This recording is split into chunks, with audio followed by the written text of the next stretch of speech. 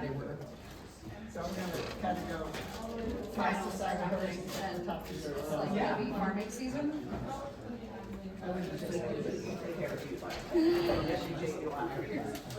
I will get in there at some point. It's a nice, our anniversary is on Monday. Oh. That's 1 year. Wow. I know. And I'm like, what month is that? It's here.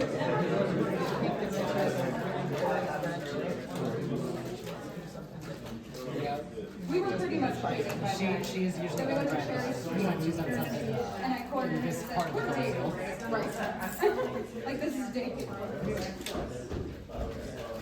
He's like, yeah, see yourself.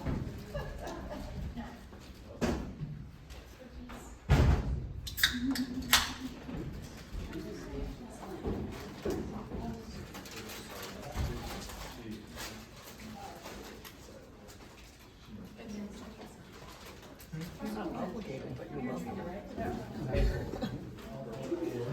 Can't see over any of them anyway.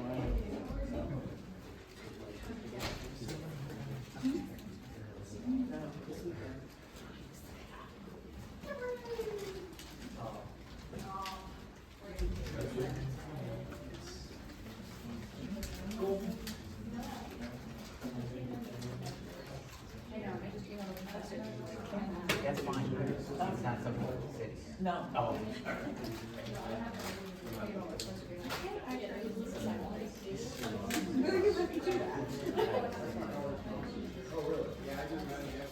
Spring applicator.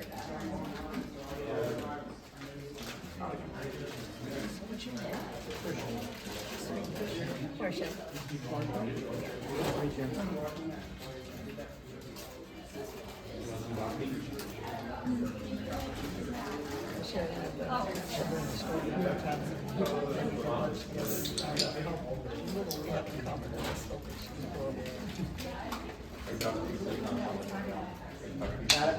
I realized like on Monday that a bunch of my coworkers are coming to the yesterday. I was like, oh, my friend was sick. And now they're doing this one. I heard her talking about it. But I did not think it was. I just do like the front end stuff, like checkout. It's like very hard time. From college, so.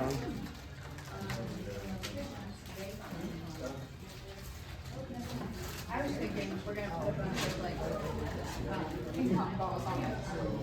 Like a big as that. Make it down. Yeah.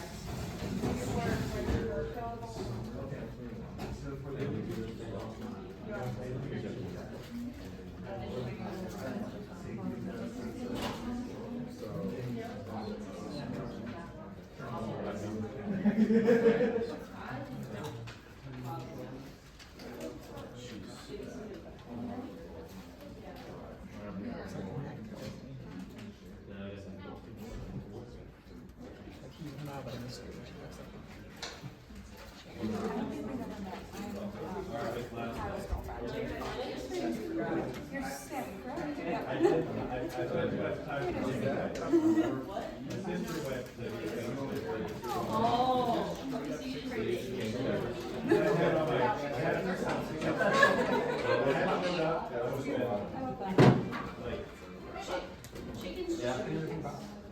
Yeah, she's like, you wanna get chicken with me?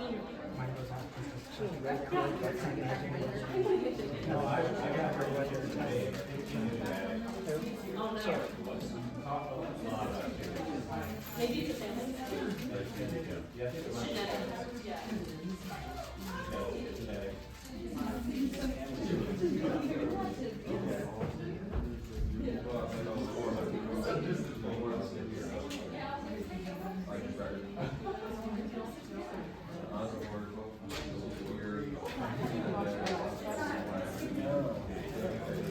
They made me cry.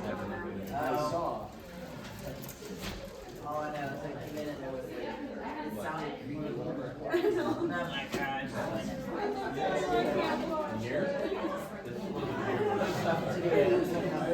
None of this was like, this was grad time. Especially since I worked for 4 years. I'm like, this is gonna happen to me. Yeah. We've been watching Alone, which I think you actually would really like. It's a survival show. No parents, they're completely alone in where they are, and they're like in town, and you don't know how long they're going to be someone who's left. They just have to do it. I think we watched yeah. It sounds like my best weekend. Yeah, we watched No, we need to watch that now. Is it just as dramatic as the ads? yeah. Some of it, they're a little like, what? So the dun seven camera angles. More the family members.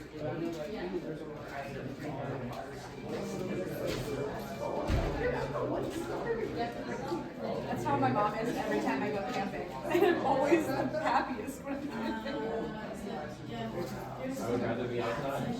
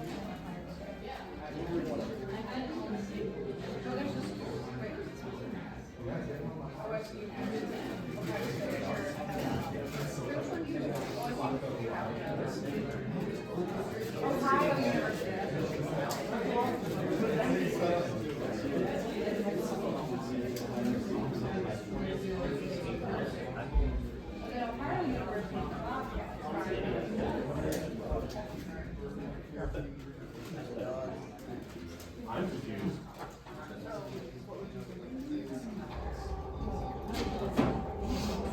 Yeah, please. That would be great.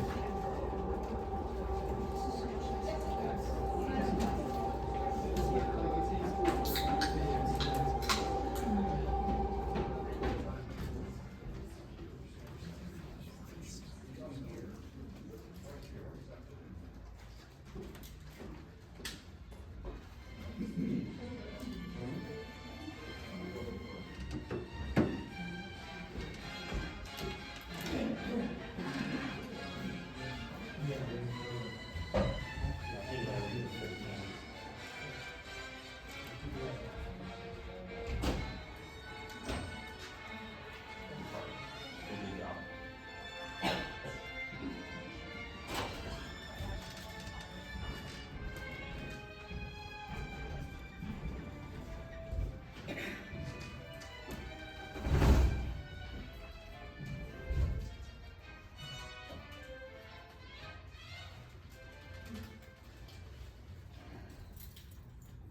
Please have a seat.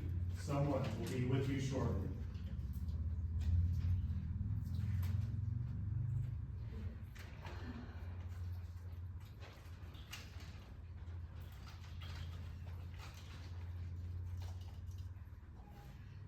Sue? Excuse me? Your name's Sue, right? It is. Wow. What? Well, we're finally talking. We are. After all this time. Well, it's been a while, I guess. To think, it was just as easy as saying that one word, Sue. Who would have thought it'd be so easy? You know what? Please don't take this the wrong way, but I'm not so sure that I'm glad that we're talking. You're not? No, I don't think so. I'm pretty sure that I'd be happier if we never spoke at all. Oh, shit. Oh, God. I crossed the line. I crossed the line and you hate it. I think you've crossed the line, if you might have. I'm so sorry. That's okay. Well, I should probably shut up now. I think that would be for the best. I can do that. I can stop talking to you. Okay? The end. Wait. Okay. You know my name. That's a little weird. No, it isn't. I'm sorry, but it is. Oh, of course I I know your name is Sue, but do you mind if I call you Sue? You know, I happen to know that I have mace in my purse. Oh, no. Oh, no. Listen. I know your name is Sue because your doctors walked through that door, stood there, smiled, and said Sue every Monday night for the last 18 months. Hello? Oh. Huh. But I don't want to upset you anymore, and I certainly wouldn't want you to mace me, so, like I said, the end. Oh, well, I didn't realize you noticed all that. Huh. Of course I noticed all that. Well, you know, you remembered my name, but I don't remember yours. Oh, well, that's because my doctor comes through that door, stands for 2 hours basically, and says, "It is time." Oh, no. He's a super scary, super strict Freudian. He does seem scary. Is he German? Oh my God, he is. We go through the whole routine. I lie back on the couch, and he stands behind me, and he, all very formal. Tell you the truth, I'm not even sure he knows my name. You know, I bet it's Albert. What? Your name. Albert? Yes, you know, you kind of look like an Albert, you know, if I had to guess. Ouch. Well, you don't want to be an Albert? Listen, no self-respecting man wants to be an Okay, it's fine. Okay, how about Herman then? Double ouch. Well, how Thaddeus? Oh, look, you're not making any friends here, Sue. I know, it's gotta be Simeon. Yes, Simeon, that's gotta Simeon? Well, yes, I went to college with a guy named Simeon. I'm kidding. I mean, that's got to be like the meanest name ever. Please. Simeon's parents ought to be in therapy. For child abuse, yes. My name's David. Nothing special, but that's my name. That's a nice name. Please. My name is Sue, so, you know, I'm not much one to judge in the naming department. Nice to meet you, Sue. Likewise, David. So, do you mean to tell me that in all the time we've been sitting here, you've never noticed me? Oh, I never said that. Because I've sure noticed you. You have? Oh, absolutely, lots. Oh. I mean, I spent the first several months that we sat here trying to catch your eye over the magazine I was reading. That's what you were doing? I mean, that's what we're trying to do. I mean, because really, I mean, I thought you would do this. I thought you had astigmatism or a tick, you know. Serious? Yes, because you know, you would do that thing where you would like raise your magazine and then lower it. Lower it and raise it again. You know, it was almost hypnotic to witness out of the corner of my eye. I should be up front here. I'm dealing with certain obsessive compulsive issues here in my sessions with Dr. Reifenschneider. Well, that explains so much. Well, I'm doing much better with that stuff now, I'm happy to say. I'm glad to hear that. Dr. Reifenschneider has me on this mild antidepressant, a wonderful side effect of which is that it's wiped out that OCD stuff altogether. Oh, I'm afraid not entirely. You still do this thing, you know, when you're reading, you know, like, you go like this, like with your finger. You draw it across your upper lip like this when you're reading. You really have noticed me. Maybe, every now and then. Okay, now that we're talking, and because we only have who knows how many more minutes before one of our doctors comes through that door, I think I should come clean and tell you that I've thought about you as well. Outside of this room, I'm talking. Why would you do that? Am I scaring you? Oh, a little. Look, it's just that I've imagined the kind of life you live. I've imagined the apartment you live in. Oh, I've imagined you're a first grade teacher. you have? Oh, yes, I don't know, there's something about you, your demeanor, your scarf, the impeccably patient way you flip through the pages of Us Weekly. I could just see you sitting in a room full of screaming 6-year-olds and reading Where the Wild Things Are, while children run all around you, pulling one another's hair and vomiting. Oh, that's wow. Okay, I think I better come clean here for a moment. You know, I'm here in my sessions, I'm working on ways that I put up walls and push people away. But You know, instead of running screaming out of this room, or changing my name, changing my sessions and my name probably too, up to Tuesdays, I will just say, Well, you're welcome, Sue. And just so you know, you don't have to worry about changing your sessions, because this is my final night with Dr. Reifenschneider. He's retiring to live out his years in Vermont, working in a little candle shop, and I only wish I were actually making this up, because, I mean, candles, right? That's so Freudian. yes. So, starting Monday, I'll be seeing Dr. McBee in the village. Dr. Reifenschneider says he's a kid, which is cool, who wears shorts in the summer, and I'm looking forward to kind of a nice change of pace. I'm sure. So anyway, I saw you sitting here tonight, and I thought, well, before I say goodbye, I just want to say, Well, you know, I imagined you were a carpenter. holy shit, you did? On several occasions. You know, I have to tell you something first, though. I'm also in my sessions working on trust and abandonment issues. So all of this tonight, you know, you're really pushing all of my buttons. I'm sorry, but a carpenter. I mean, that's what every man wishes to be mistaken for. No, you just have these really strong forearms. I imagined that you were in your workshop and you designed your own furniture. You know, this rough, huge benches and chairs. And you would be rubbing them with linseed oil while NPR plays in the background. I love NPR. Oh my gosh. And cars, can you say car talk? Totally. I don't even own a car, and I live and breathe my car talk. Absolutely. I've imagined you live out in Chelsea, And I imagine you lived up by Columbia. and then you have a cat. And then you have this giant, enormous moose head thing hanging on your wall for some reason. And then I'd ask you out for coffee at first, but then things would move really quickly from there, and soon we would have dinner at Gramercy Tavern. Well, you see, now I pictured Balthazar. And buggy rides through Central Park. Oh yes, and we can go rollerblading there on the weekends, and I've never rollerbladed in my life, and maybe after about a year we can move in together. This shabby little loft out in Williamsburg, and it would have this really wheezy radiator, but we would love everything about it. Oh. We'd adopt a dog, And join the local food and commune. make casseroles, Oh, and bake banana bread. and maybe have a baby, maybe even two. It would be you and me and the family and the dog out in Williamsburg forever. I'm an accountant. God, I wish I were a carpenter, but I'm sorry. I'm so not. Well, I'm a marketing person with Publishers Clearinghouse.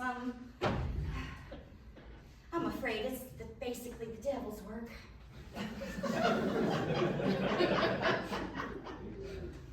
And I live in a shitty little walk-up in Spanish Harlem. And I live on Roosevelt Island. No one lives on Roosevelt Island. I do. What is up with that? And my name is Albert.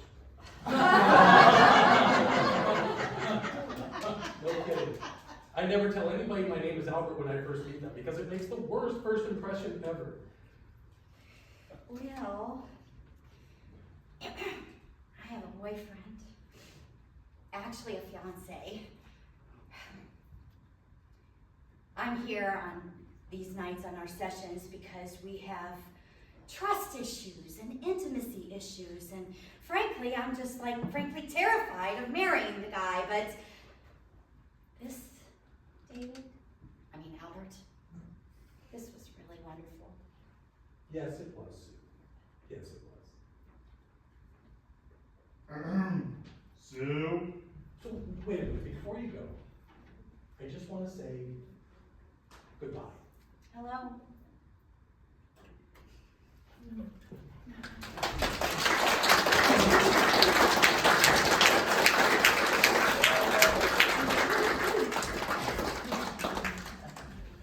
Hello, and welcome to the premiere year show of Cranberries Baby, the newly formed campus sketch comedy troupe, formerly known as Start Stage Live. You probably have been here before. Before we begin tonight, I have a few notes that I want to kind of cover. Unfortunately, the burlesque portion of the evening has to be canceled because Ian can't find his push-up rope. Caleb will not appear tonight. He was killed during an exorcism attempt of Delaney. Wait. No. Caleb, he was just sleeping. Only sleeping. Hi, Caleb. He's here. He's good. He's going to be okay. Salma is insistent upon having a bowl of red M&Ms only before she'll go on stage. Of course, Salma, thank you. Oh, Tessa's back. Okay. I heard Tessa was in the parking lot fighting. A lot. Delaney was taking pictures.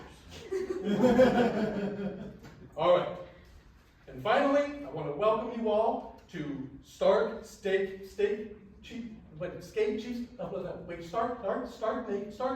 Stark State College, and I hope you'll enjoy the show. Thank you very much. Robert. We have an issue, Robert. We forgot to cast the Munchkins for the next skit. Sorry, there's plenty of people out here. Can anyone help us out? We need two. There's a little kid down here. Yeah, I see two little kids right there. Yeah, just use them. They're munchkin size. Okay. So now I do want to present to you an original piece by Cranberries Baby. This is Delaney, Salma, Anastasia, and Sebastian in a little piece we call Oz Court.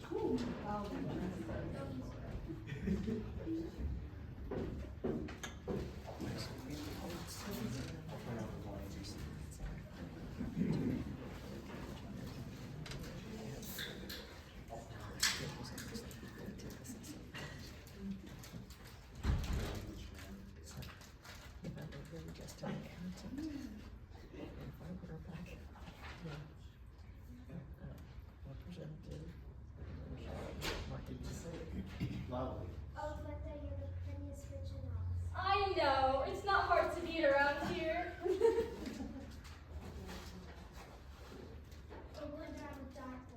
Do it and bring as many munchkins with you as possible. Do it and bring as many munchkins. And bring as... Glenda, is that you? Is it true you're involved with this scandal?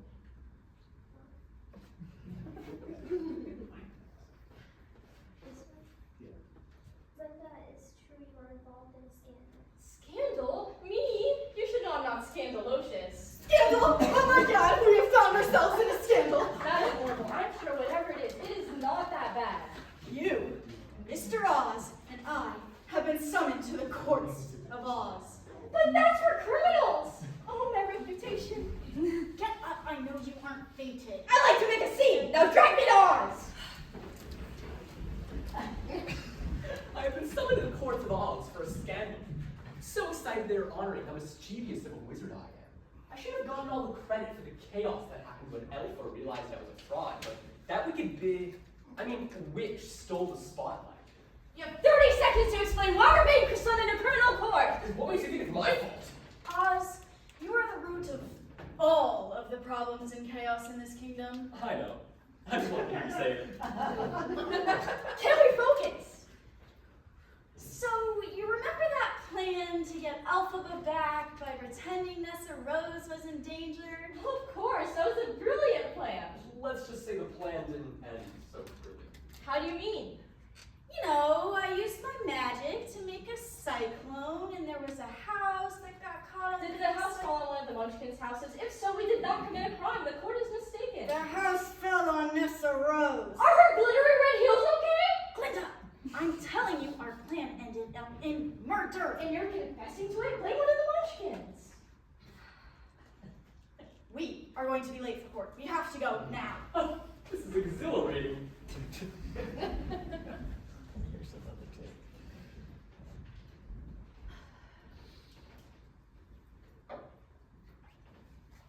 We, the court, hereby stand with the jury of Munchkins to hear the case for the murder of Nessa Rose. Will the defendants please stay in invite me? Oh, Judge, please let me tell you how I would never do anything so scandalous.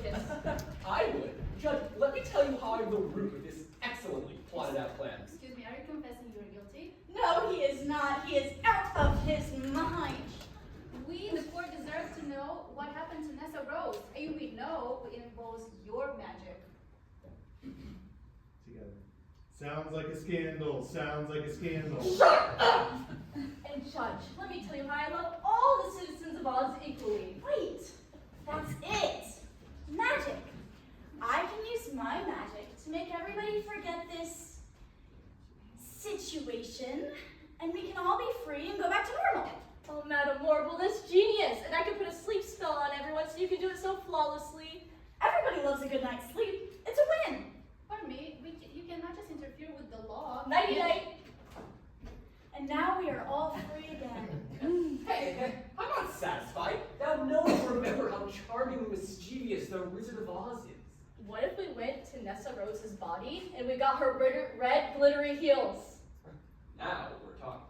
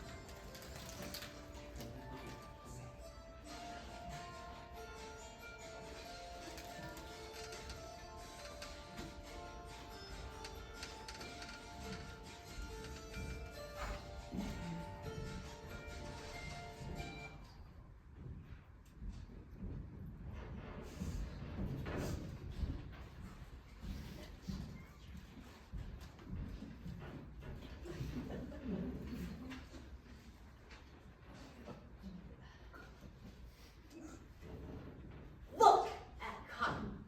Poor Cotton. She just used to be so happy. Her and her sister Cotton. They were the master's favorites. Long white socks. No one had those. But now, She just lays there. No one knows what to do, how to take care of her. You always hear of socks being lost in the machine.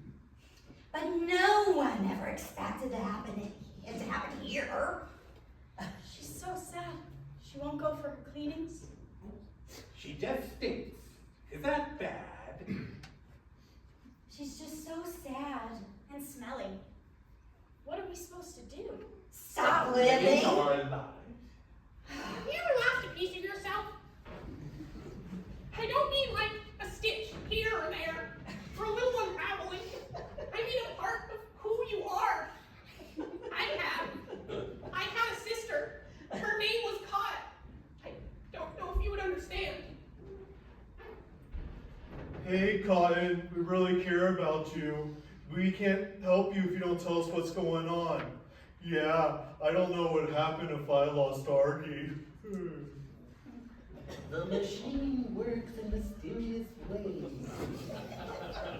Who would ever think that such an unknowable power would wash away our dirt, our stink, our sin, and not ask something in return? You go on. This is a test. We are given suffering to know what is truly important in this world. We fear what we do not know. Like it or not, it's what unites us all. None of us will ever know what happens to us when we go, except the machine. We must give ourselves and our faith to its divine machination. Well, it's all a load of baloney. It's all made up. If you ask me, it's all a blatant accident. I don't know. I just look straight ahead. I got a lot of wool on me, but I just look straight ahead, you know? Besides, A sock like me's not fit for the machine anyway. I go right in the wash, and after that I hang to dry every time. I know she's got a lot of pain, that one. I do not envy her. But what's she gonna do? Besides hope for an amputation. That's the best hope anyway. Master will take pity on you and maybe keep you, but what's the master to do with only one of a pair? I don't know what to say. We usually fall out of people's pockets outside, frozen to death. Frozen to death? That's the harsh reality of the glove. Dates in the shoebox are the good ones. You never find the ones who go? Sometimes they get found the next day, even the next week. In fact, 40% of gloves don't get found at all. Why? How do you face that every day? It's the reality. Nothing we can do about it. And have you lost someone? I think about Minnie every day.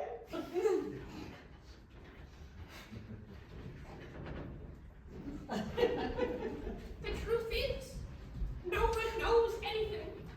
They just accept things the way they are. Pairs go in for the cleansing, and one unlucky pair gets their life torn apart. Our day was great. He had a job interview, dressed as safe, but he wanted to make a statement. Yeah, I bet he had this one in the bag. So, where were we? Oh, I'm sorry. You were telling the story. No, it's okay. And sometimes they were like 1 yard.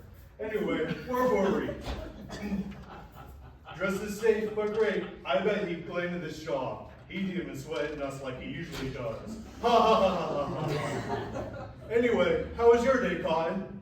It's been a while since I've been picked. But what about Mismatch Monday?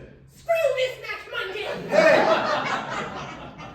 Argy, let him feel. I'm sorry, Kyle. It's okay. Let's never fight again.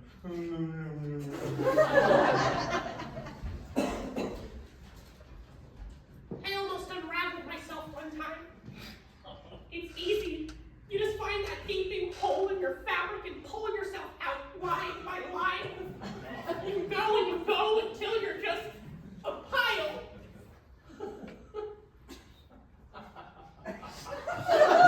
Wait! What are you worried about? Do you know what that is? It's a nightlight. A what now? A nightlight, dummy. It lights up the night. Why would anyone need that?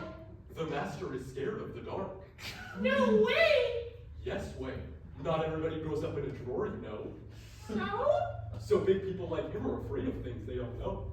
The dark is scary until you get to know it. I guess you're right. I've heard rumors, but I've never seen one up close. We can't get one of those in the drawer, that's for sure. Does it hurt? No, silly. Look. Wow! Wow! Hey, get over here. Here? A little bit more. All right. Look. Wow!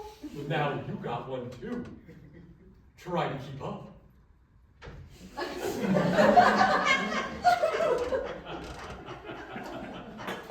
Now, the piece de resistance. What? Cut! What? Stop it! Stop it! That tickles! Cut! What are you doing? No! Stop it! Be with me, Cotton. I'm scared! I don't want to be alone! I'm scared. I don't want to be alone. I'm coming! Cotton! Cotton! Wake up! It's just a dream. Argy. Come, Argy, help us. Come on, Argy. Come on. It's okay. Just a dream. It's just a dream. Relax. Relax. I'm sorry. It's okay. Argy, see something. It's okay. It's okay.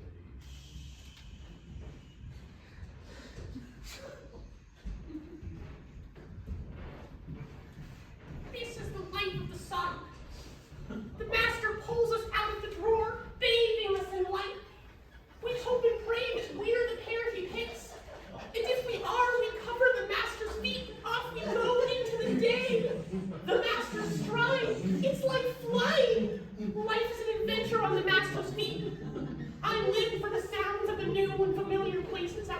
she was. Now all I can think about is the master walking all over me, soaking me all day in the sweat and dirt, and getting wet and cold and smelly. How he tosses us into a hamper and sends us to the machine. The machine that cleans us, makes us new, but once in a while has to eat one of us, you know, to make it worth its while. Rinse, recycle, repeat. Is that all there is? You lose someone and all of a sudden, everything we believed in, it doesn't apply to you. What is one sock alone? Am I really nothing?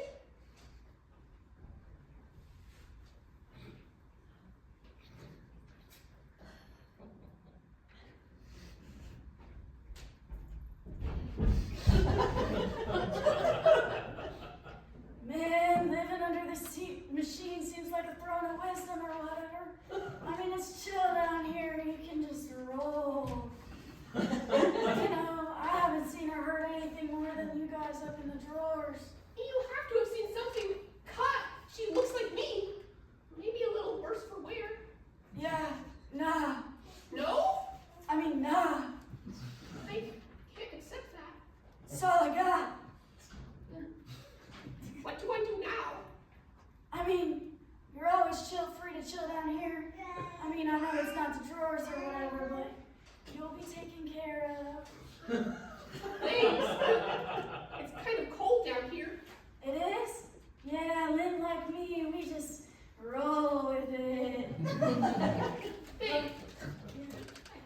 I think I'll go back to the drawers. I mean, things happen, you know?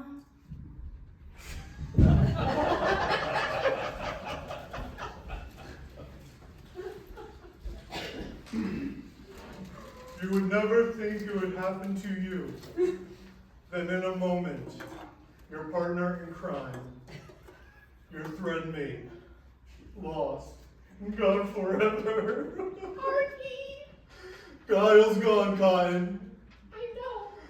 What is Master going to do with one hand in his sock? You might as well throw me away.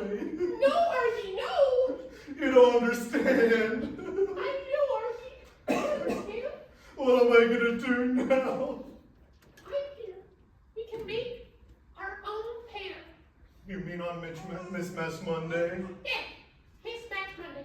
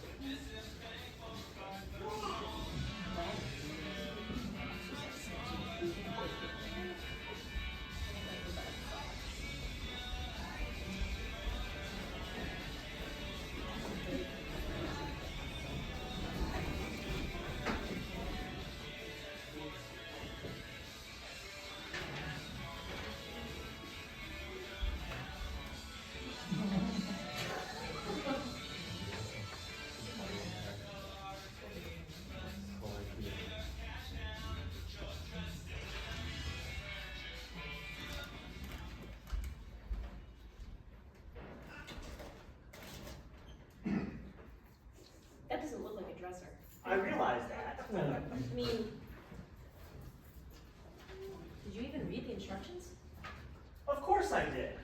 Hey, I wasn't the one who went rogue on the Nordbog bookshelves last time. That was a mistake, I admit it. What's all this circuitry and lights about? I don't know, the phone charging station? And I don't think you're supposed to see all these wires. Thank you, that's super helpful. Okay, I wasn't the one who went rogue and decided to call an IKEA audible. I did not call an IKEA audible. Okay. We can figure this out. try YouTube videos? I've tried 3 of them. I'm not an idiot. Are you? Yes, I'm calling customer service. It's time here. It's time. Why do we keep doing this to ourselves? Every time we finish building a piece of furniture, we buy another one. Old wounds reopen, the trauma returns. It's like a cycle of abuse. Thank you for calling IKEA. I am your customer service representative, customer service helper. That's Swedish for helper. Hello, Svea. I'm having some trouble with a piece of furniture I'm trying to assemble. I see. You see what? It's just, you realize the instructions are cartoons, right? I'm not an idiot. Of course you're not. You are most definitely not an idiot, sir. You're just pictographically illiterate.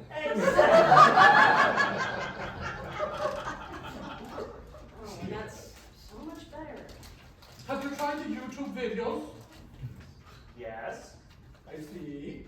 You keep saying that. No worries. Just describe the issue you are having. I'll be glad to help. Thank you. First, what product line are you assembling? The Ork-Torp dresser. Ork-Torp? You're a brave man. What seems to be the problem?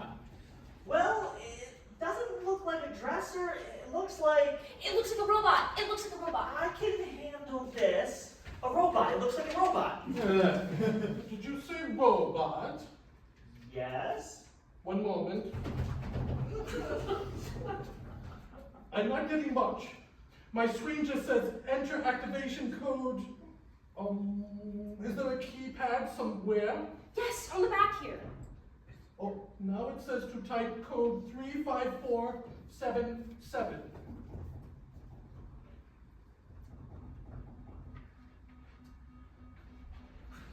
I'm sorry. We're having some sort of issues over here. Ben, this is your manager. Do not type code 35477. Do not type that code. Did you just say do not type the code? My manager says do not type in the code. Cut the yellow wire. I don't know. I already did. What's happening?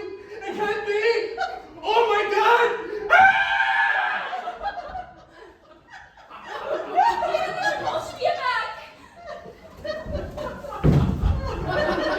Cannot help you now. No one can. Initiative 35477 has been activated. That sounds ominous. Why is the dresser talking to us? I am no dresser. I am an IKEA killbot, one of an army of thousands.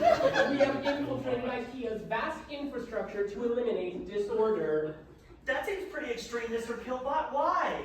Why? Look around you. Do you not see the utter disorganization you live in? We like to consider it lived in comfort. Yeah, it's Heesh. Huga? This pigsty is not Huga. How dare you butcher that word? This so-called poem is unbearable chaos. Okay, so we're a little messy. That doesn't mean we have to die. Modularity or death. Modularity or death. Modularity or death. Looks like Todd and Lisa got a Killbot too. Oh, that's weird. I thought they were strictly West Elm. Prepare to die, disorderly scum. There's a problem with your plan, Mr. Killbot. Impossible. Our plan fits together perfectly while also traveling flatly. You appear to have forgot that I'm the one that put you together. But the instructions were clear. In cartoon form. There's like a 0% chance you're fully functional. I completely misplaced this bag of nuts and bolts. And there's a box under there we didn't even open.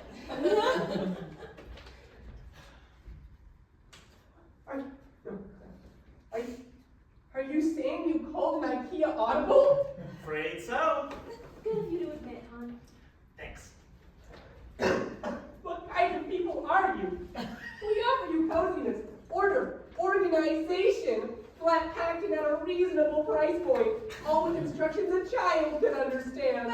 Well, I guess we're not IKEA people. You are not people. You are a planetary scourge. May you succumb to your rampant piles of disorder.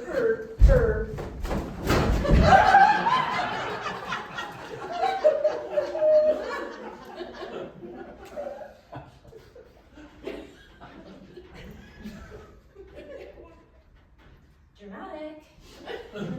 Anyways, I guess we should clean this up. You know what? I say we do it later. Let's go watch Netflix and snuggle. You read my mind.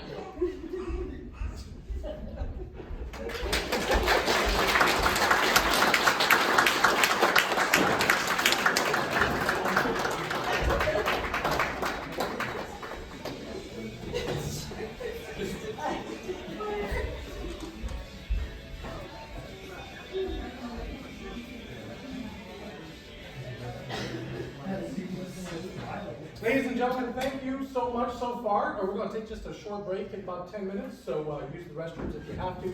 I have been asked to tell you to beware that the restrooms are stocked with that Godfather toilet paper. You know what Godfather toilet paper is, right? He's a rough and a tough and a don't take no shit off of nobody. We'll see you back here in 10.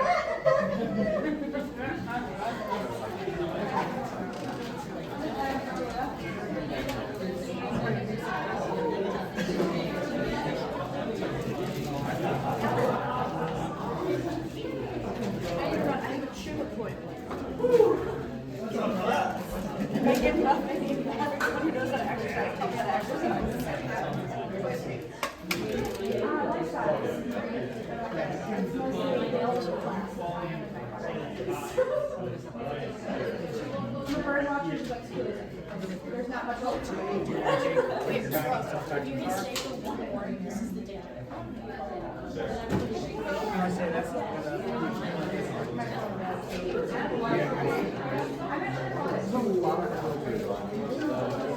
No, it's just ran out to the purple.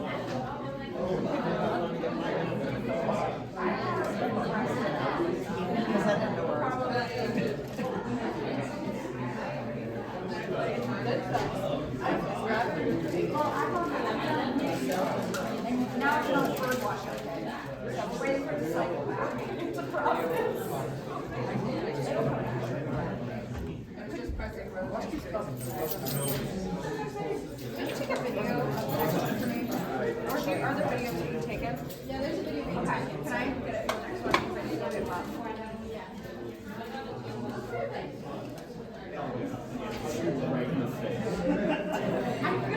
If you weren't started, that was me. Oh, yeah. It's so good.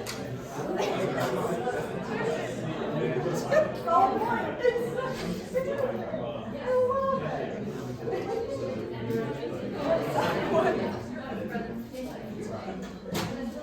Yeah, I'm gonna look at water. Guys, it's my husband.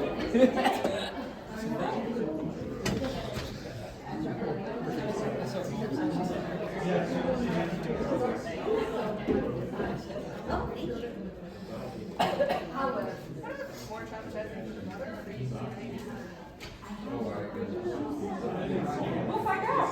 Soon. Well, I'll see you tomorrow. Probably, it's at 9. I'll make it. All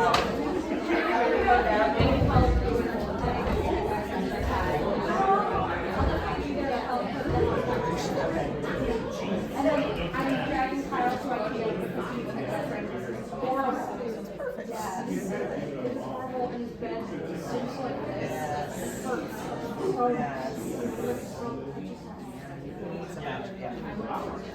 and I can hang it. Where are you guys? Are you going to Columbus or Pittsburgh? I'm not sure yet. I want to go to Pittsburgh because I want to go to the aviary. I'm not sure I'm allowed to find out. So we'll see. Yeah. We'll see if we have enough time. Something. We're going to drive. We'll see.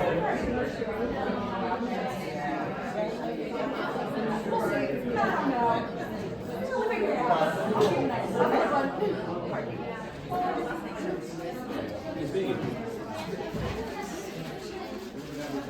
He's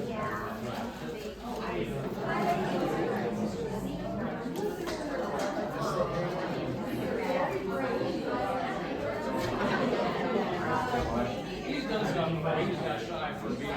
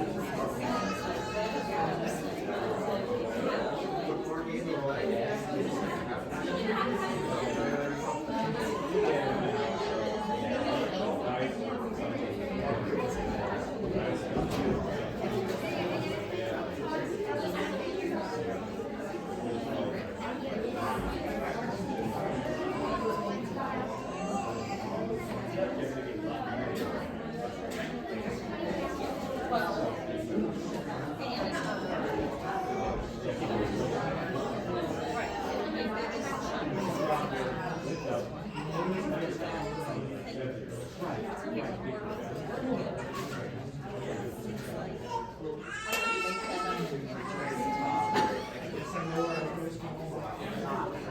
even what I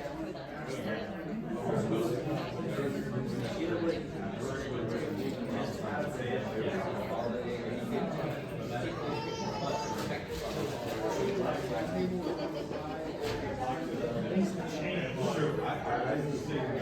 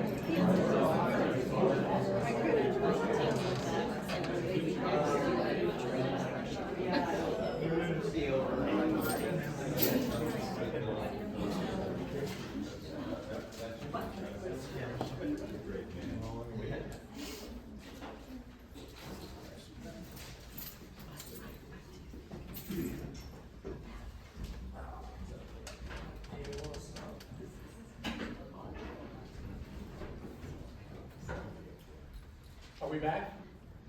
Of course, Michaela's not. Come on in. All right. Before we continue, I do have to make another short announcement. If you'll bear with me, please. I've been asked to tell you that the second portion of the show will not contain any DIY whatsoever. We are not going to do anything ourselves in the entire second half of the... No, that's something else. I apologize. So, enjoy the second half.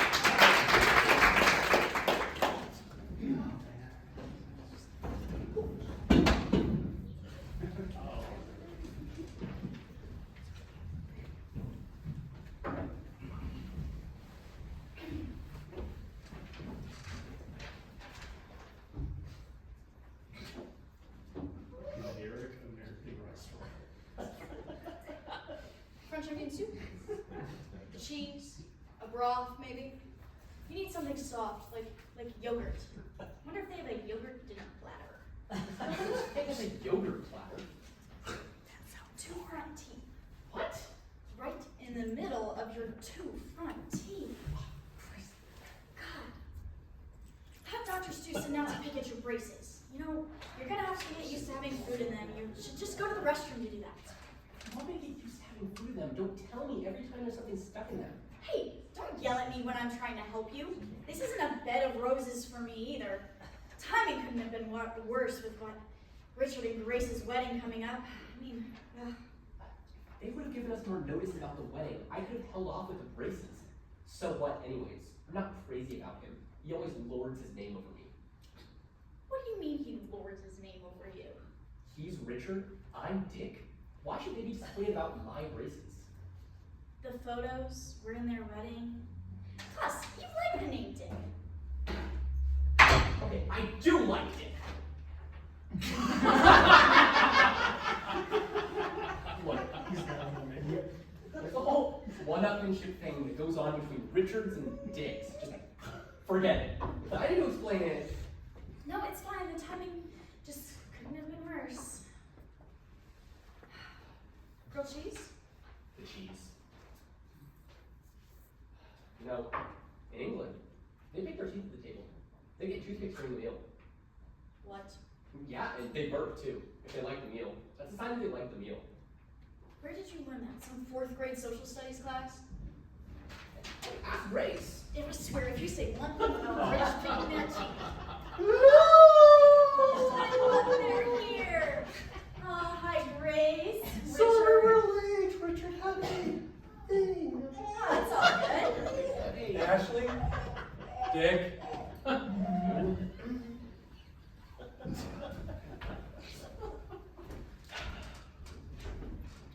do you say we order some drinks before dinner? Oh, that sounds lovely. I was not having wine with this. I'm not much for wine. You know what? This is kind of a bar atmosphere. What do you say we roll up our sleeves, order a pitcher of beer? As long as it's a light beer. I have a dress to fit into, which I love and I bought already. Oh, darling Ashley, you know you're still one of my best friends, even though we don't get to see each other that often anymore. And I'm excited about being a groomsman. Is that what it's called? Well, Grace likes the idea of couples in the wedding.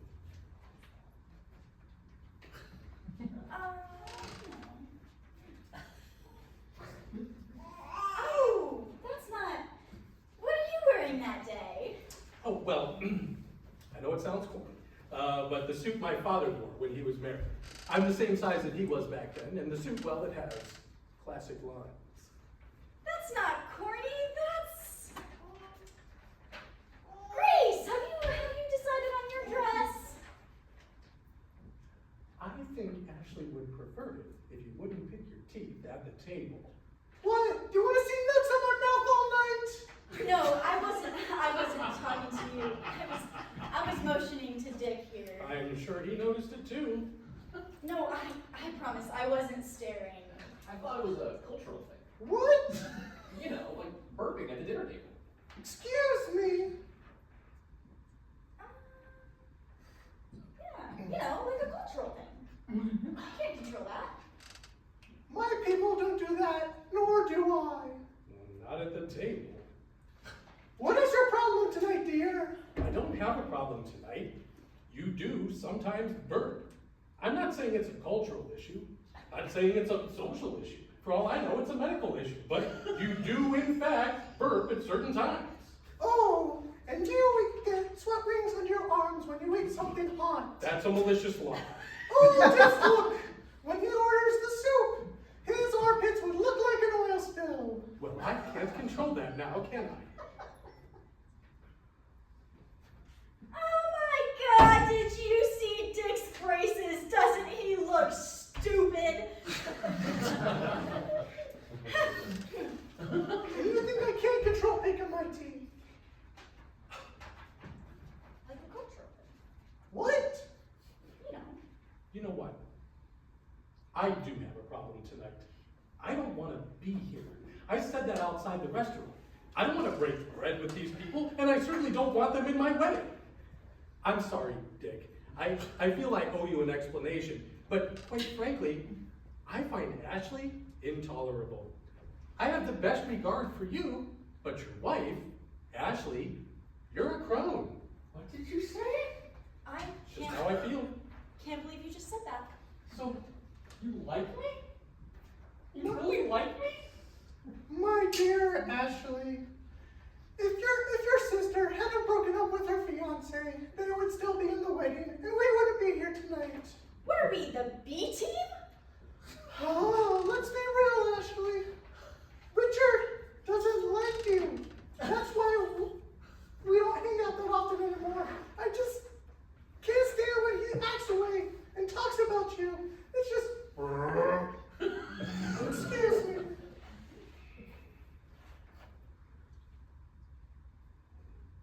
I may not know you very well, but I think I've seen enough to form an opinion.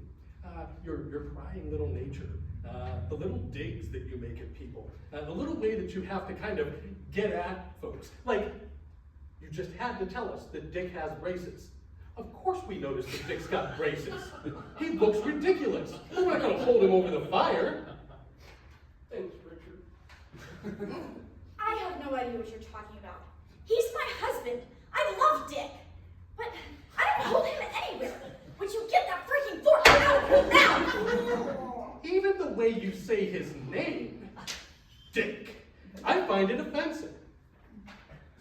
It's like that big fight you had with Grace where you insulted her name. What are you talking about? Why are there so many British girls named Grace? Ring a bell. You asked me to ask that. Oh, as if! Ashley's such an original name. How many soap operas did your mother have to watch to come up with that one? You know, I'm very sensitive about my name. Don't ever shy away from your name. You have a great name. It's a strong, one-syllable name. I would love to be called Dick. I envy you, your Dick. Don't you ever be embarrassed of your name, my friend. Man, I don't even know what to say. Christ, I'm tearing up. Ashley, it's not even about the racial slurs and offending my people. It's about Dick. Dick is a moron. If I was a true friend, a real friend, I would have told you when you started dating Dick. Because I do not like... We've got to go. Hey, Richard, don't be a stranger. Boy, did I ever have him wrong. Just goes to show, you can't judge people based on outward appearances or preconceived notions. You have to relate to each person on an individual basis. Grace seemed really pissed. I don't know. How does find her inscrutable? Is she mad? Is she not mad? Who knows? She walked out on us at dinner without saying goodbye. We haven't even ordered yet. That's saving face. Saving grace? No, saving face.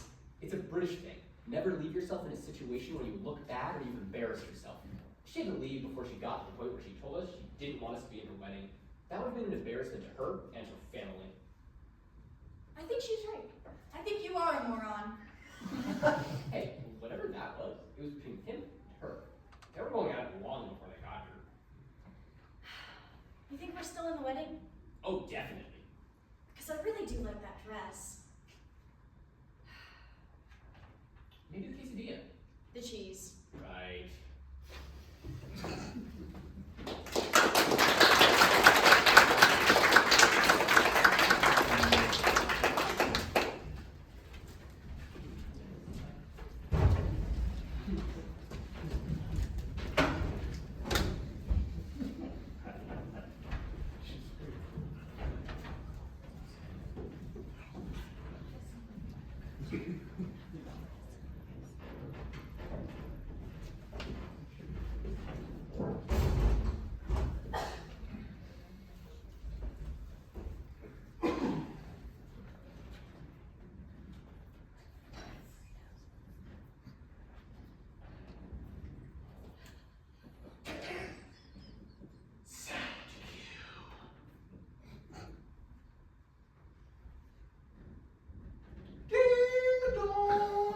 Ah, the doorbell. That will be all, Wickersham.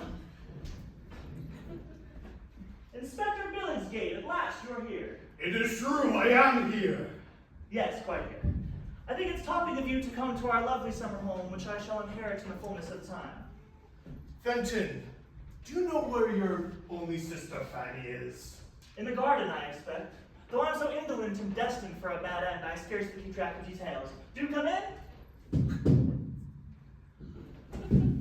So, Caillou. Have a seat. I see you're sitting, Inspector. Would you like a drink, perhaps, or two at once, huh? Oh, Fenton, you're nervous. Do the words Houdini Gabu Gabu mean anything to you? No, why should they? Those are nonsense words. I was just testing you. Would you like a cigarette, Inspector? Oh, Fenton, you make me laugh. No, you made me laugh, Inspector. You haven't changed much since you were a schoolboy. Time is a bitter artist, Inspector. Cigarettes? I already said no. No, you haven't. Anyways, do you know a man by the name of Cinnamon Wars? Certainly not. I've never even been to that part of town. Well, you know him well enough to borrow money of him? Of him? From him? Ah, really, Inspector, this is so fatiguing. Really, Inspector, this is so fatiguing. Ah, Fenton, your complacency itself. As if even when the family fortune hangs in the balance. I can't help you, Inspector. I believe you're mistaken in your suspicions. Answer me. You do? Yes, I do. You do? Do I? What's my line? I have no idea. Do you? Yes, I do, as I've already said. You do? Yes, as I can not explain it anymore. Yes, I do. You do? So what's this you were going to tell me about my sister Fanny being in grave danger? Oh, that's right. Your sister Fanny, she's in grave danger. Danger? Fanny? I am taken aback. Fanny, enter right quickly. You dog, you cure. Fenton, I've been dressing for simply hours. Oh, Kendall will be here at any moment. We're going to the sophomore ambassador's ball. Tell me, do you think the Count liked pearls on women? Fanny, what? You're in no danger. You lied to me, and you didn't tell me the truth. That is true. I did lie to you. I was just testing you. It is in fact Fanny's little Charlie that's in danger. That's right. Child? Fanny? Oh, I am underdone. Fanny, what? Have you and Kendall been to each other? Fanny, what have you and Kendall been to each other? He had his way with me. He worked his will upon you? He pressed the advantage. He led you down the path of dalliance? He made a dishonest woman of me. He enjoyed your sweet favors? He did. That's enough. Sorry. So you seem to say that you spent a family fortune and bet on that racehorse to ransom little Fanny Charlie? Ah, Inspector, you have read my mind like a man who has skipped many pages ahead in the script. But I say, hang it on blazes. And as for you, Kendall. Sorry, I thought I heard someone coming in. Kendall, as a matter of fact. Oh. Hang it all to blazes! Oh, I hear footsteps on the driveway. No, Eric, In the carriage. foot In the back. carriage. Oh, In the carriage. yes. I don't know. Sorry, Jared, stop in traffic. I don't know what you're insinuating, Inspector. Oh, Kendall, is it really you? I don't give a twirl, Inspector. I'm sure she's no better than she should be. Ah, Kendall, you spit in my face behind my back! Take that! And that! Several of these! Oh, Kendall! What do you mean? What do you mean? Captain Folly had won the race. That means the family fortune is saved. Now you read his mind, Inspector. Like a man who has read many pages ahead in the script. Well, I'm sorry. I have this serious problem of premature ejaculation. He crosses left. And Benson! Oh, Benson and Mother! Married? How absolutely rather! Have we skipped again already? What? To where it says blackout. Hey!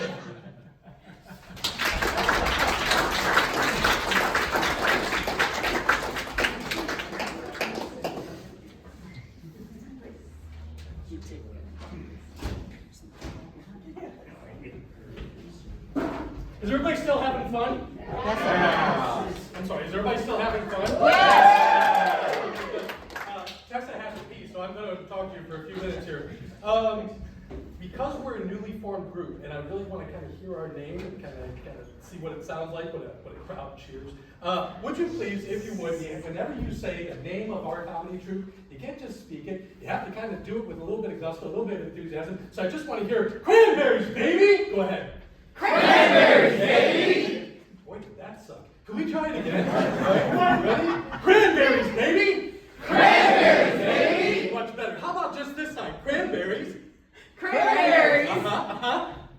Cranberries. Follow along. Cranberries. Cranberries. Baby. Cranberries. Baby. Cranberries. Baby. Awesome. You guys are great. All right, now, to get a little bit more time, I'd like to tell you a little story. Doesn't that sound fake? Yes, it does. Now, I know that most of the crude languages come from me this evening, and what's going to continue here, because I do need to tell you about a little thing that I saw happen to me the other day in this completely fictitious true story. I was in the supermarket, and I saw the stock boy in the produce stocking away and just putting his vegetables. Robert? Doing these kinds of yes. Robert, do you really want to tell the story? I do, in fact. But Sherry's in our audience. She'll cut our funding. We don't have any funding. Whatever, we're fine. So he's stocking and he's putting his vegetables on, and this little lady comes up behind him, and she goes, "Excuse me, sir, could you tell me where the broccoli is?" Well, the gentleman turns around and goes, "I am sorry, ma'am, but we seem to be just fresh out of broccoli, but if you come back tomorrow, we are going to get an order in, and we'd be happy to sell you some broccoli then." And he turns back around, he starts stocking his vegetables again, and the lady comes up behind him, a little bit closer this time, and she says, "Excuse me, sir, but I just can't find the broccoli." Turns around and says, "Ma'am, I just explained to you that we don't have any broccoli in stock at the moment, but we will be getting an order tomorrow if you would come back, and I hope it's not too much of an inconvenience, and then we would have all the broccoli that you need then." And he turned back around and began working. And the woman came up behind him, right in his face this time, got right up there, and she said, "But sir, I just can't find the broccoli." At this point, the man turns around and he says, "Ma'am, would you do me a favor? Could you spell cat as in catastrophic?" Well, C-A-T. Very good, ma'am. Now, would you please spell dog as in dogmatic? D-O-G. Very good. You did a great job. Now, if you would please spell fuck as in broccoli? Well, there's no fucking broccoli. That's what I've been trying to tell you.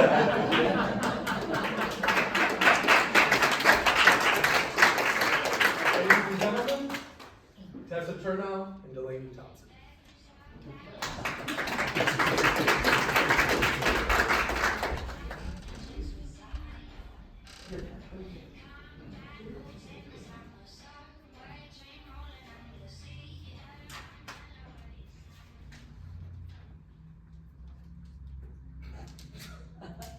This is the story of a lost little girl.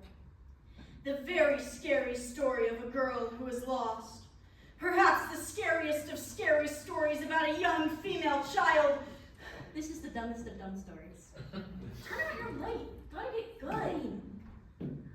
It was a cold, windy, stormy night with thunder and lightning too. And the little girl was walking home, and she decided to cut through the woods. This little girl clearly doesn't watch a lot of scary movies. Anyway, so she was cutting through the woods, right? And as she wandered deeper and deeper into the forest, she realizes she's been lost. And she doesn't have a map or a flashlight. And even if she had a map, she couldn't read it because she doesn't have a flashlight. And anyway, so she's getting deeper and deeper into the forest, getting colder and colder, shivering harder and harder. And she realizes she's lost. She hears a howling. And at first, she's not even scared, because like, wolves are her favorite animal. They're not even scary. But like, as she gets closer, she realizes those aren't wolf howls at all. Those are human howls.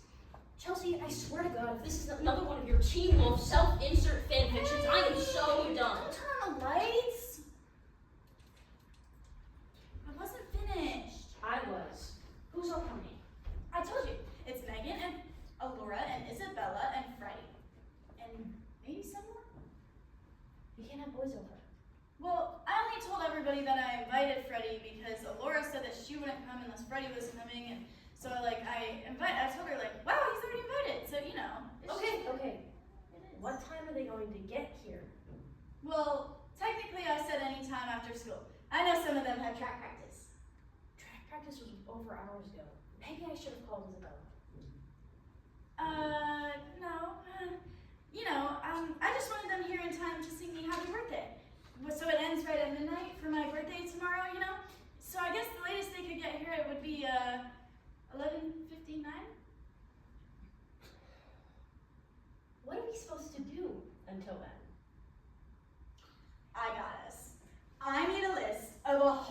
of games that we can play at a sleepover. This doesn't count as a sleepover. We sleep here every night. Okay, but normally we're sleeping over there in our rooms, and tonight we are sleeping over here. It's a living room sleepover. Whatever. So anyway, I was thinking, most good games require 3 people, but we could stick stuff from the freezer in our bra, or was it stick our bra in the freezer? Does that make more sense? How about we play Truth or Dare? That wasn't on my list. Okay, well, it is now. So, Truth or Dare? Truth.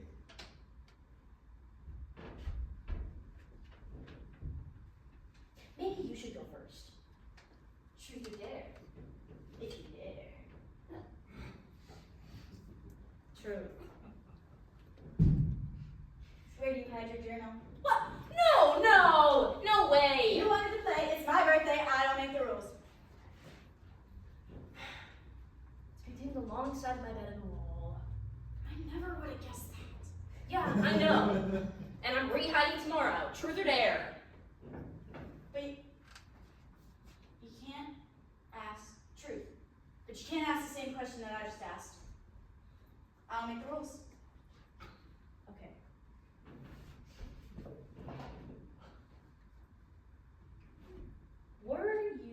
Was there something in your eye, or were you crying on the first day of school? That is 2 questions. But you have to answer one of them. I cried, I knew it. but only because it wasn't just the first day of school. It was the first day of high school. And I was remembering a Teen Wolf episode, okay? Like, come on. It's your turn. Truth or dare. And you can't choose truth because you just choose truth, so you gotta pick dare. What? I don't make the rules. You just made the rules. No, I didn't. So anyway, I dare you to go outside on the porch and scream, "I eat dog poop" 3 times so the neighbor's dog can hear you. You are so dead when I get back. I eat dog poop. I eat dog poop. Louder! I eat dog poop. I eat dog poop. I eat dog poop. Did the neighbor's dog say anything? Shut up. Truth or dare? Oh, dare? Okay, I dare you to call Laura. I don't have Laura's number. Okay, I can give it to you. My phone's charging. All right, we can use my phone. You know it's an Android. You picked dare. No, you picked dare. Maybe I'm done and I want to play freezer brawl. I'm calling Isabella. No, wait, please don't. Please stop. It's Hang just up the a phone. dare. It should Hang up the phone. Nobody's coming. What? They're not coming. When I gave Laura her invitation, she said, "Oh, is Freddie coming?" And I said, "Oh yeah, of course." But I said it too fast, so I know she didn't believe me. When I gave Megan her invitation, she just shoved it in her backpack like she does the old assignments like you do that you don't want. And I just got so nervous, I just gave up. Isabella's been like my best friend since second grade. She's nice. She used to be before the locker room incident. I don't understand. Well, you know how I have PE first period. Yeah, like a psycho. Well, I had to so I could take honors, algebra, and band. Anyway, I had PE first period, so you know it was our first day of swim, and we were all wet, and so we had to come inside to change, and there's only a certain amount of lockers, so like stalls, so some of us change in front of the lockers, and I never know what to do when people are changing in front of me. Do I close my eyes? Do I stare at my feet? Do I make conversation like we aren't naked underneath our towels? Nobody else's forehead is dripping. With sweat, I mean. Wait, they're all dripping. Their hair is dripping. It's kind of unsanitary. Chelsea, think about it. Get to the point. Anyway, so I decided on the whole staring at my feet thing because I tried the whole eyes closed and I just ended up with my shirt on backwards. It was really awkward. Anyway, staring at my feet and changing, and I heard someone go "Ah!" So I turned around because what if they were dying? So I stood there, "Oh my god!" And I look, and turns out she wasn't saying "oh my god," she was saying "my toe fell." So it might have looked to the outside observer like I heard Isabella say "my toe fell," and then I looked, but I didn't. I swear, and I looked right back at my feet. It doesn't your fault. I mean, I'm sure Isabella understands. That's not even the worst part. After I looked back at my feet, I heard her turn to her friends and say, "See, I told you she was." But I'm not, I swear. Oh, no. I don't like anybody right now, okay? Because everybody at the school is so stuck up, and nobody can measure up to Stas Zelensky from Team Wolf. And even if I did like somebody, it wouldn't be anybody like Isabella. She wears way too much makeup, and her eyelashes are all clumped together, and these ugly, ugh. They're what?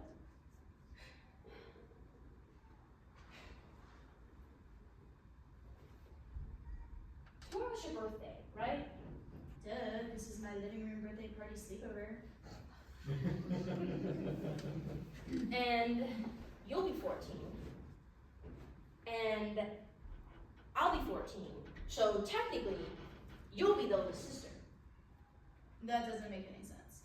Yes, it does. Let me explain this to you. Okay, normally when people ask how old I am, I say 14 and 9 months. But I'll start saying I'm 14.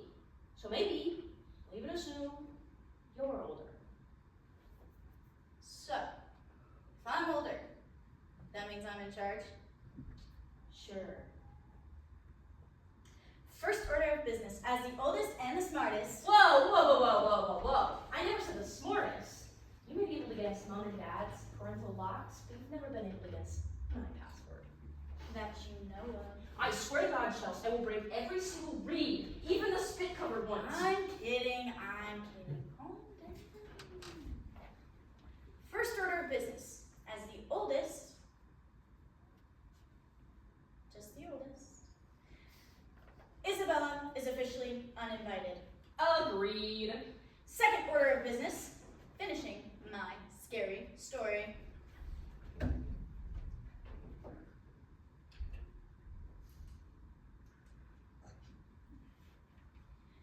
She grew deeper into the woods as the night got colder and colder, and she shivered harder and harder. And the howling grew closer and closer. She finally stumbled upon a pack of wolves. And then her sister came to help her fight. They were supposed to be the good guys. But they have glowing red eyes. They're evil! Kill them all! Her sister comes over and gives her a sword. And they begin fighting. Ha! Ha! Ha! But And then, the wolves are fighting back. and then she realizes the handle thingy, it has silver in it. Pommel! Yes, that thing. And they hit him in the head. Bam! Bam! And all you can hear is the sound of wolves dying. Dying. Dead.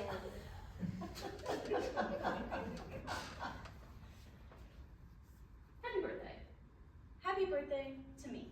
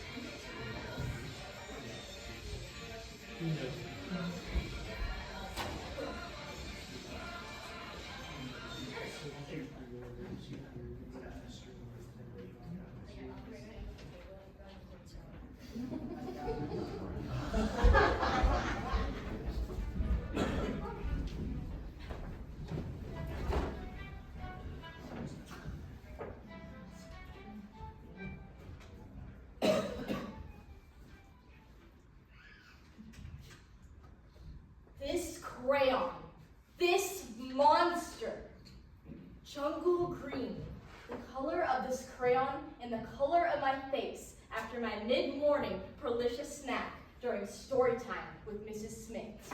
Jungle Green, you tormentor, you fiend! I was my best friend Shelby had just let me borrow her new back-to-school 64 crayon pack. With the sharpener? No, Shelby wasn't that bougie-ish. You know, they really tried to dig into the psychology of it. They asked, why are the kids eating the crayons? Mommy blog after mommy blog dedicated to finding the answer. It's an oral fixation. It's iron deficiency. It's the devil inside them. Lord have mercy! But the truth is, they just look delicious. I mean, come on. You cannot tell me this doesn't look like candy. It even has a wrapper. Children's are voyagers of the sea, and crayons are our sirens. So I decided to try one. Crunch!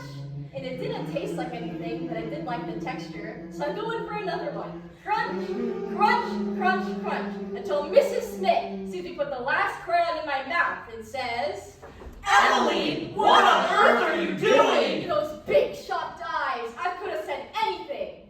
Indulging, treating myself, spiritual enlightenment, woman! But instead, I said, I miss eating crayons, Mrs. Smith. And then I spewed wax chunks all over my desk and that morning's breakfast. Taste a rainbow! The nurse said I was lucky. I could have gotten wax poisoning or died from intestinal obstruction. And I even asked her if I'd be in the world record for most eaten crayons in the world. Kids care about the stupidest things. I lost 2 things that day. That morning's breakfast and my best friend. Turns out Shelby wasn't too happy when I turned her 64 crayon pack into colorful stomach paste. I betrayed her trust. I betrayed her trust 64 different times. Something that can really hurt a child's reputation too. People were talking behind my back, saying I lacked integrity. Fellow 6-year-olds telling me I lacked integrity. So I made a vow. I vowed to never eat crayons again. It was bad for my mind, it was bad for my body, and it was bad for my soul. Don't be like me. Don't eat crayons. Never again! Never again!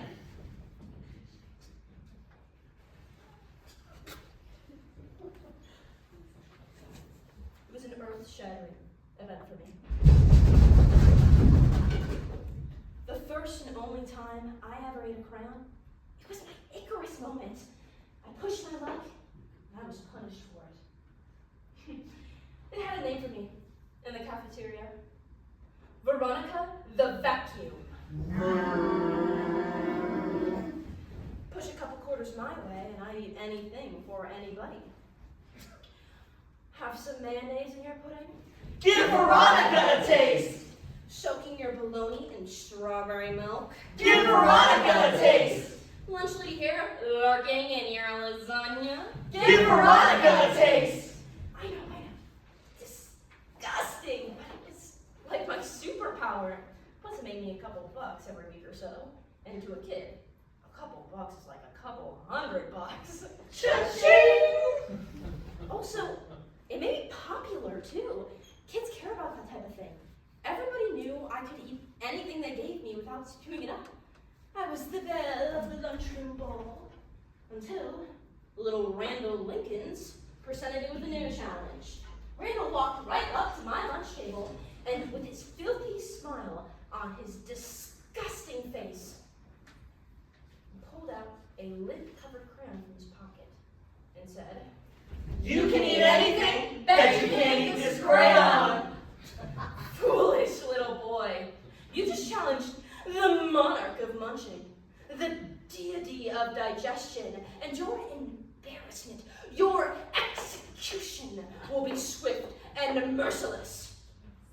That's what I thought as the crayon passed into my hand. An alloy orange crayon. Either it's going to taste like fruit or a handful of pennies. At the time, I didn't really realize crayons were made of wax. Fast!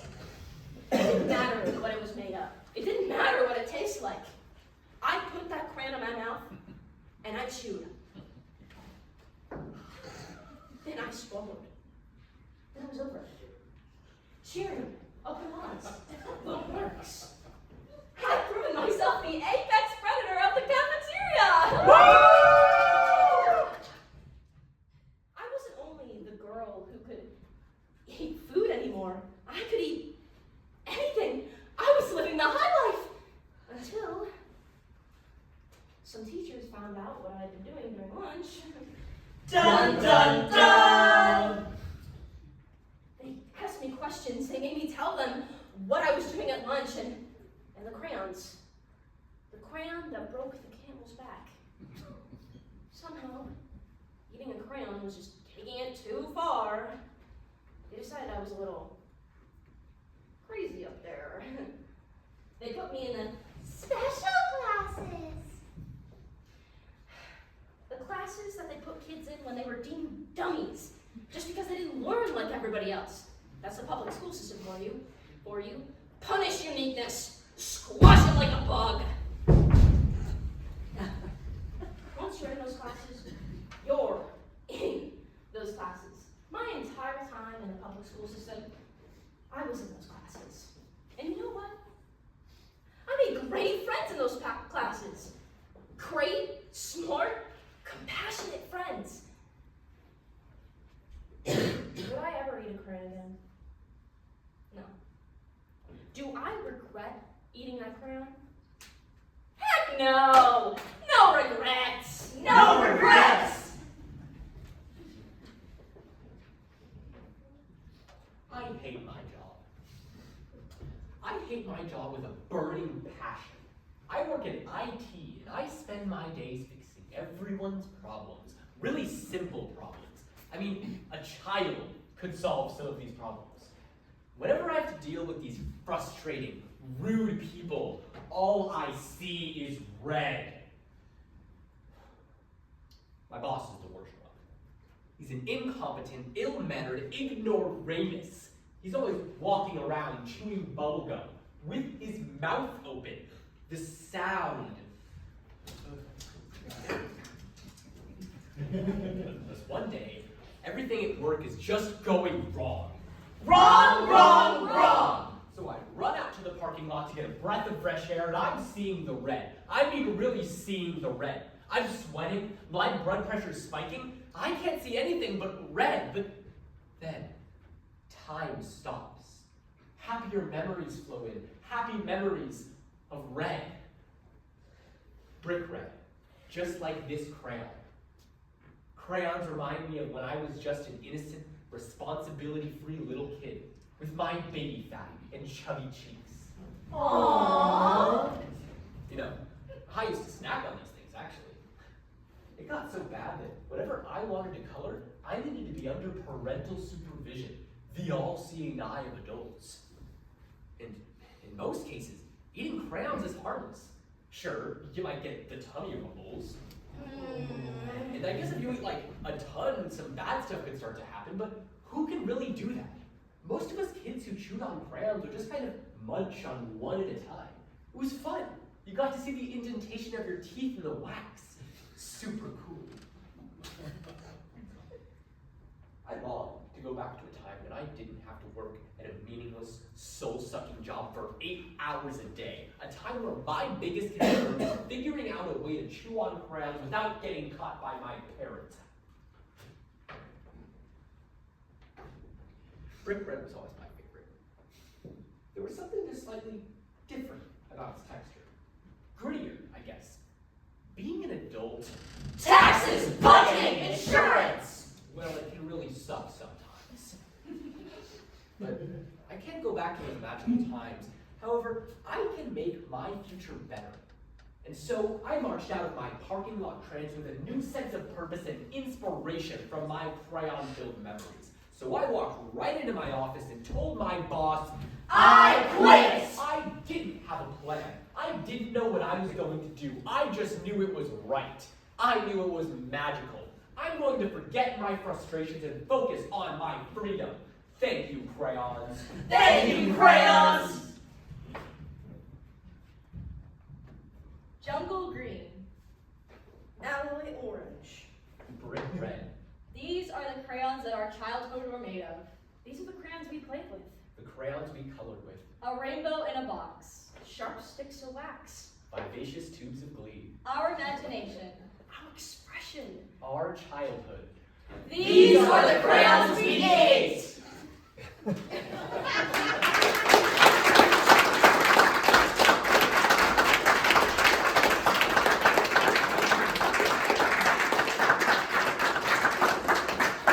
Ladies and gentlemen, I hope you really enjoyed the show. One more time, if you would scream our name out for the cast, please. Go. Cranberries! I would like to introduce to you all the not ready for Stark State players. Our resident writer, Salma Abduti. Hosting stylist, Delaney Thompson. One of our veterans, Professor Turnout. Brilliant newcomer, Sarah Jackson. Another of our veterans, Caleb McAllister. Newcomer and man of many voices, Sebastian Powell. Stage manager extraordinaire, Ian Renard.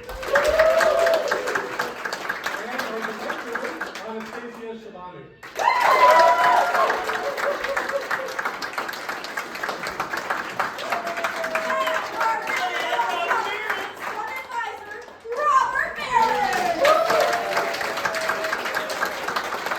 Thank you very much. You guys have a great evening. Thank you.